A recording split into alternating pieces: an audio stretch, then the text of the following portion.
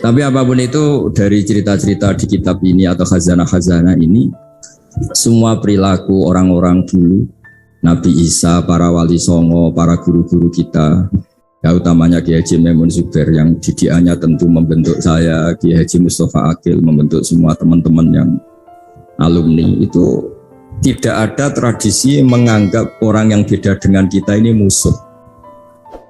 Ini penting karena memang bapak saya dulu kalau ngandani saya itu kiai itu bengkel, nak rawani dandani sepeda rusak ora usah jadi kiai gitu. Jadi kiai itu bengkel, kalau nggak terima motor rusak ya tidak usah jadi bengkel, jadi dealer saja, jual yang baik tok gitu.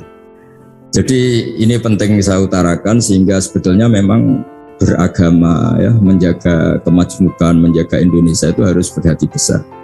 Yang terakhir ayat yang sering diulang-ulang Mbah Maun itu laisa laka minal amri syai'un aw yatuba alaihim aw yu'adzibahu. Allah yang Tuhan saja menyikapi orang zalim itu pilihannya dua, bisa Allah menyiksa, itu wilayahnya Allah karena dia yang Tuhan. Kedua memberi tobat. Jangan-jangan kita menvonis dia buruk kemudian ternyata Allah memberi tobat. Dulu orang-orang yang musuhi Rasulullah yang kita kira su'ul khotimah ternyata banyak yang akhirnya ashabu Rasulillah menjadi sahabat-sahabat Nabi yang luar biasa. Dulu perang Uhud Nabi kalah itu karena panglima mereka itu Khalid bin Walid, tapi akhirnya Khalid bin Walid itu masuk apa? Islam dan menjadi panglima yang luar biasa. Sayyidina Umar dulu musuhi sekali sama Nabi. Dan dia ketemu Nabi itu mau niat bunuh, tapi itu awal dari dia masuk Islam. Dia mau bunuh Nabi terus ketemu temannya, "Kamu kemana?" "Saya nyari Muhammad karena dia merusak agama kita," kata Umar. "Tidak usah cari Muhammad, adik kamu sekarang sudah ikut aliran," ya zaman itu disebut ikut agama Muhammad. Setelah ke adiknya, ternyata adiknya baca Quran sama suaminya, kemudian itu menjadi awal Islamnya Sayyidina Umar. Kita tidak pernah tahu. Awal Islamnya Umar itu setelah ingin mencari Nabi, ingin membunuh Nabi. Tapi ketemu temannya, terus diingatkan adiknya sudah Islam, dijemput, kemudian malah akhirnya dia masuk Islam. Khalid bin Walid itu dalam banyak khazanah disebut dia masuk Islam itu karena melihat orang Islam kalah. Dia dengar-dengar, ya memang dengar kalau Rasulullah itu pesan jangan pernah kamu keluar dari gunung. Setelah turun dari gunung akhirnya orang Islam kalah. Itu Khalid bin Walid terus dia awalu, kata beliau, pertama yang menjadikan saya Islam itu gara-gara peristiwa itu. Ini orang luar biasa. Sahabatnya saja kalau melanggar aturannya ditegur Allah, diberi sanksi. Apalagi orang lain. Terus dia kepikiran akhirnya masuk Islam. Jadi Mbah Mun berkali-kali bilang Allah yang Tuhan saja, yang otoritas segala di tangannya itu kemungkinan memperlakukan orang zalim itu bisa memberi tobat atau menyiksa. Kenapa kita semangat kita hanya membayangkan orang zalim itu disiksa, padahal bisa saja Allah memberi tobat. Itulah yang dilakukan Rasulullah SAW ketika melihat orang yang sangat buruk lah perilakunya sama Rasulullah. Nabi malah berdoa, wa mahdi qaumi fa innahum la ya'lamun. Doakan kaum saya ya Allah karena mereka seperti itu karena tidak tahu. Jadi saya mohon ya merawat untuk kemajuan, merawat kemajuan untuk kemajuan itu ya kira-kira gitulah.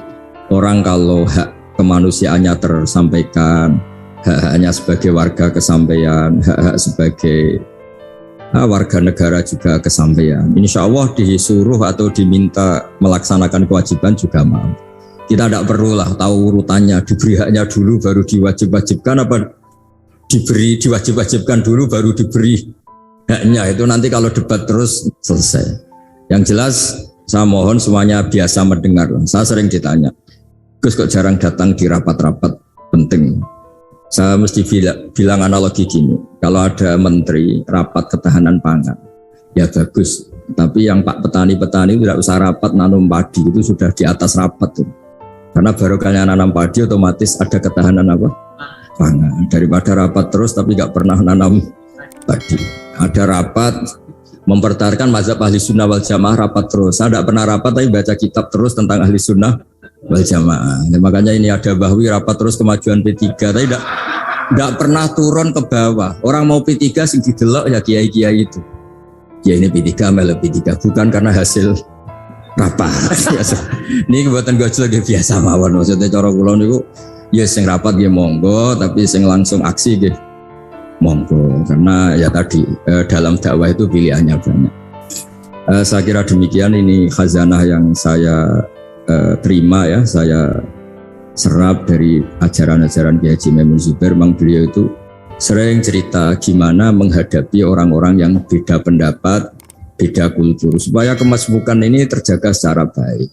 Karena kalau sudah terjaga secara baik, itu kita bisa hidup damai, karena diantara ciri kita adalah memang dari dulu-dulunya, saya ulang lagi, dari dulu-dulunya kebaikan itu harus kita jaga. Masyhur itu di hadis-hadis tentang hakul jiron, ada tetangga yang punya 3 hak kata Rasulullah, yaitu dia tetanggamu, dia seagama dengan kamu, dia keluarga kamu. Berarti punya berapa?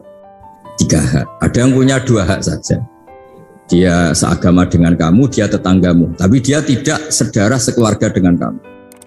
Ada 1 tapi tetap punya hak, yaitu dia tetangga kamu, senegara dengan kamu, tapi ya tidak keluarga kamu, ya beda dengan agama dengan kamu, tapi tetap punya 1 hak. Dan semuanya ajaran kita adalah waqulu linnasi husna. Jadi saya kira demikian, mohon maaf. Assalamualaikum warahmatullahi wabarakatuh.